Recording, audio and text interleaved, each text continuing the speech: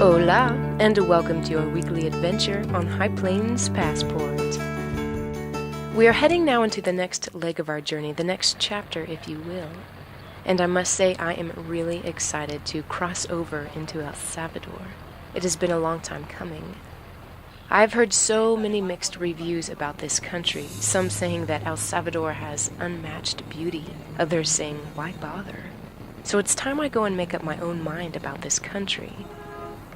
We are heading first to San Salvador, the capital. There's a museum there that has caught my attention, and I figure the best way to learn about a country is to step into a museum. And I have this feeling that I have a lot to learn about El Salvador. We are now at the Museum of Words and Images. The first thing that I notice is that it feels different than most museums. It's not stuffy, it's breathable. We start with the first of 3 exhibits. It's about Sallarue, the most famous El Salvadoran poet that you've likely never heard of. This exhibit is restored relics from the life of Sallarue. His paper, his pens, paints and brushes, poetry, and a lot of blue. The color blue was his favorite color, and he was like a little bit spiritual type of man. This is Anna, and she works here at the museum. Over here you can see some of his drawings, and he studied art, for example, also in Washington.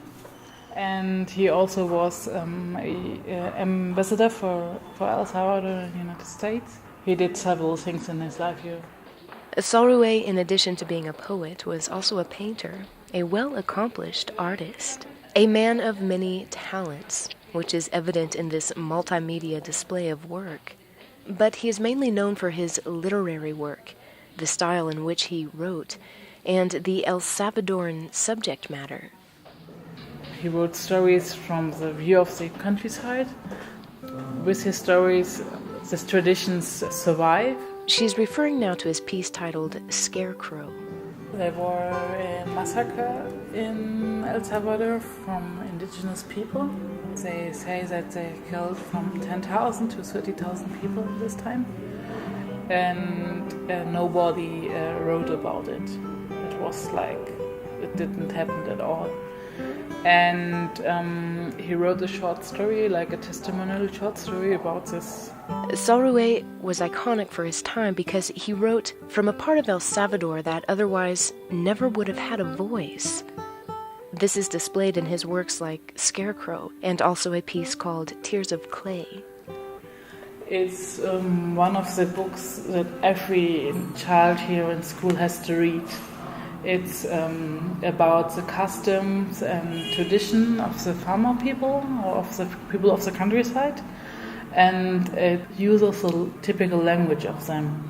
It shows you a lot of the history, also a very typical book for El Salvador. Like maybe in England it's Shakespeare and here it's Sallarue. He wrote non-fiction and fiction, even going as far as writing fantasy stories, which Anna explains as we stand next to this enormous papier-mâché globe. It's a detailed map of one of his fantasy works. Tale of Oyan Kandal, and this is Natalia. It's really a little bit like Lord of the Rings, because you have like different kind of lands and countries. He imagined a whole world different from the world we are living in. He could invent these detailed worlds of his own, but he also described his world, El Salvador, to the world.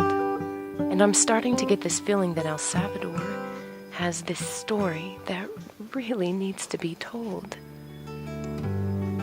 High Plains Passport is written and produced by Valerie Smith, music from Jose Gonzalez and myself. Discover more about High Plains Passport and even see a documentary of today's show and previous adventures together on our website, hppr.org.